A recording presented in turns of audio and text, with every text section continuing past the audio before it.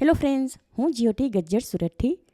ગરમીની મોસમ શરૂ થતાની સાથે જ માર્કેટમાં કે મોલની બહાર સિકંજીવાળા ઊભા હોય એમની પાસે તમે ઘણીવાર સિકંજી પીધી હશે. તો આજે હું તમારી સાથે બિલકુલ એવી જ લીંબુની સિકંજી ઘરે કેવી રીતે બનાવવી એની રેસીપી શેર કરીશ. લીંબુની સિકંજી પ્લસ બીજી 2 અલગ અલગ ફ્લેવરમાં પણ બનાવશું, જે ગરમીની મોસમમાં પીવાથી શરીરમાં તાજગી અને ઠંડક આપે. તો ચાલો આજની આ મજેદાર રેસીપી શરૂ કરીએ. સૌથી પહેલાં બનાવશું લીંબુ ફુદીના સિકંજી. એના માટે મેં અહીં મારા ઘરે જ ફુદીનો વાવ્યો હતો. એના ફ્રેશ પાંદડા લીધા. માર્કેટમાં ફુદીનો મળે એના કરતાં આના પાન થોડા અલગ દેખાય, પણ એનો ફ્લેવર ઘણો સારો છે.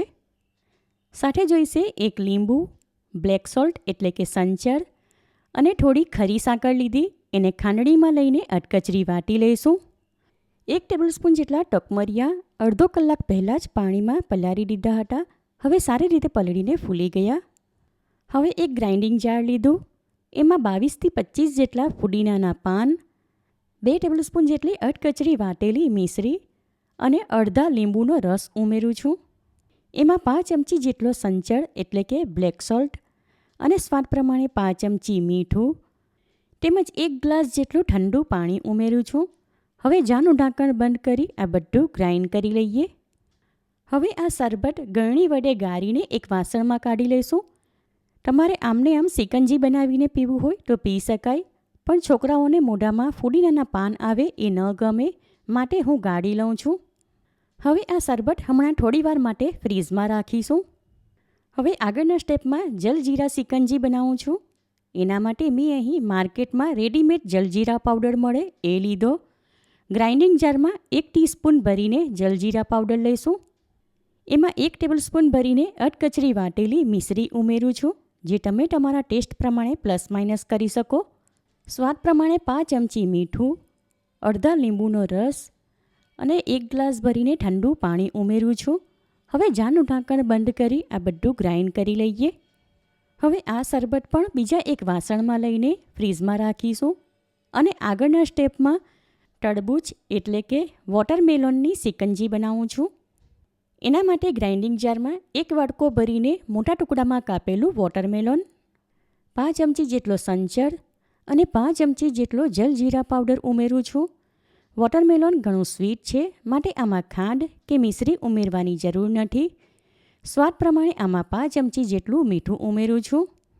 સાથે આમાં અડધો ગ્લાસ જેટલું ઠંડુ પાણી ઉમેરું છું. હવે જારનું ઢાંકણ બંધ કરી આ બધું ગ્રાઇન્ડ કરી લઈએ. હવે જારનું ઢાંકણ ખોલી એમાં 5થી 6 ફુદીનાના પાન ઉમેરી એને પણ સાથે ગ્રાઇન્ડ કરી લઈએ. ત્યાર પછી તૈયાર કરેલું શરબત ગળણી વડે ગાળીને એક વાસણમાં કાઢી લઈશું. વોટરમેલોન સિકંજી થોડી ખટમીઠી ચટપટી લાગે એ માટે આમાં 1 ટીસ્પૂન જેટલો લીંબુનો રસ ઉમેરીને મિક્સ કરી લઈએ. 3 ફ્લેવરની સિકંજી સર્વ કરવા માટે 3 ગ્લાસ લીધા. આ 3 ગ્લાસમાં સૌથી પહેલાં પલાળીને રાખેલા ટકમરિયા ઉમેરું છું.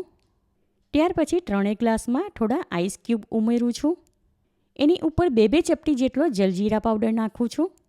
હવે 3 ફ્લેવરની સિકંજી 3 અલગ અલગ ગ્લાસમાં સર્વ કરીશું.